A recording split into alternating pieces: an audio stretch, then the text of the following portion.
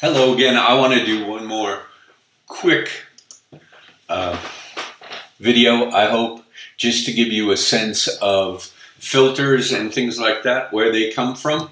And what I want to show you is that you could make some of these filter adjustments overall, but building on this one, okay, just a minute ago in the last video, we were on this level with the mat and everything.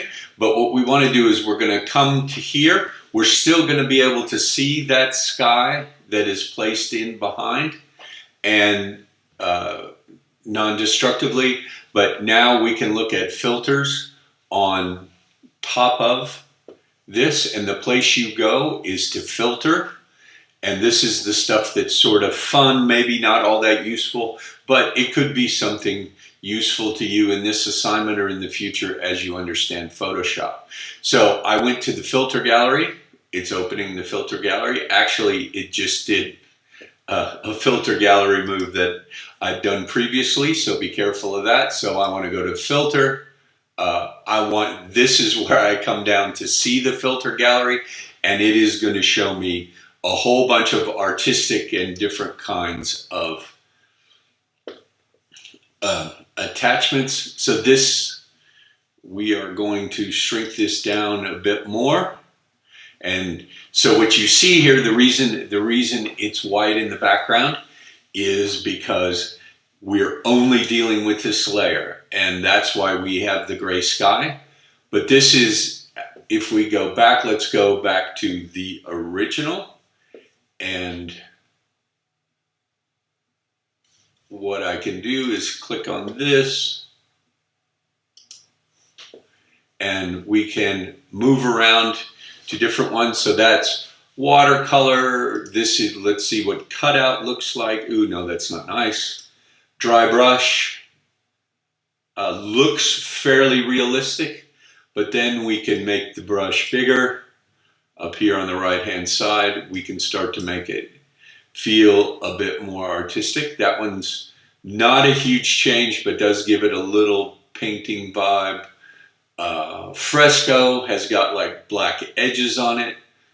We can bring the brush detail down. There's all kinds of adjustments you can make in these various things. Paint daubs. They're not hugely different. They're based on those adjustments we looked at, and then it has like a fixed little program.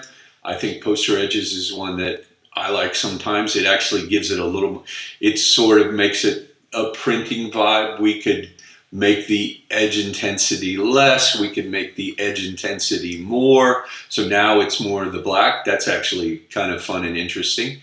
Sometimes, if you didn't get enough focus in your picture or things like that, filters like this can help you sort of resolve it. This has more of a cartoony look. I actually am going to remember this one. Well, I guess I did. I like it. We could increase the thickness of the edges, decrease the thickness of the edges. I'm not seeing a lot of, and then posterization. What posterization is reducing the number of colors. So let's see, it changes the number of colors.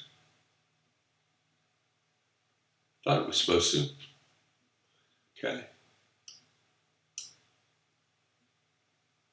Etc. So that's nice. We saw watercolor. You can go through these different ones. They're ink outlines. Pull down the dark intensity. Okay. This is really, there's a lot of blurring if we make the stroke smaller. So these are all the artistic filters that we can apply. If we wanted to make it look like it was behind glass on a rainy day, something like that, we have these different sort of smudging devices. You can do this to just all or part. Ooh, that one's kind of got the diffuse glow, and you can see that the door is still intact. we can turn it to sketch, black and white. Stamp is one, whoa, that I like. Oh, now, see the thing that it's grabbing here, the reason that's yellow is it is in this particular filter actually grabs the foreground color. So that's why it's now in yellow. And actually, I'm just curious about this. We could say okay to it, and then we would see it. That's what it would look like on the clouds. For our continued work, I can click and make it black. I can undo filter gallery. I can come back and go to filters, to the filter gallery down here. And there you can see what happens when it's in black. And we'll take that to 50%. So then we can see it. And then if we say okay to that, you get this kind of vibe. So the filters can be fun. The filters can let you open things up. Filter gallery is where you do that. It actually kind of feels like clouds are moving or something. And you can even layer some of these things. We could increase this layer. This is something I've done before, so I'm going to duplicate the layer. Oh no, actually, here's what I'm going to do. I'm going to cancel. I'm going to undo filter gallery. I'm going to duplicate layer. So the layer is duplicated. Okay. I thought it was.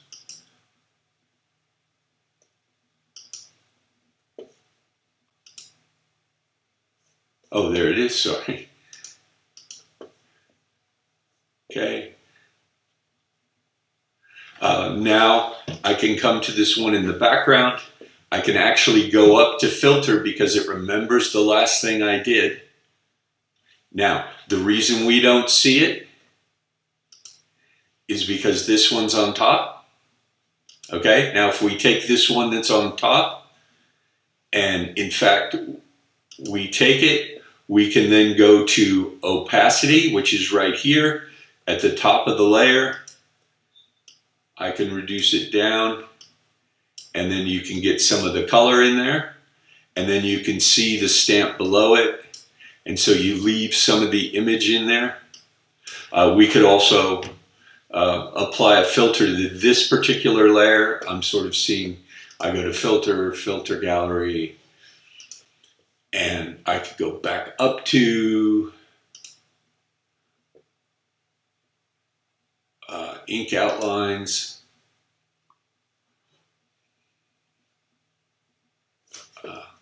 Wow, that looks pretty cool. Then we have ink outlines, and I'll just accept this one. Actually, let me see artistic and go back down to poster edges. There's the poster edges look. Let me just say okay to that layer. And now with 50%, it's even more, a little more comic book like, and it's a pretty cool effect. So that's something you can do. So just take that for what it is, and that's another thing that's possible to do.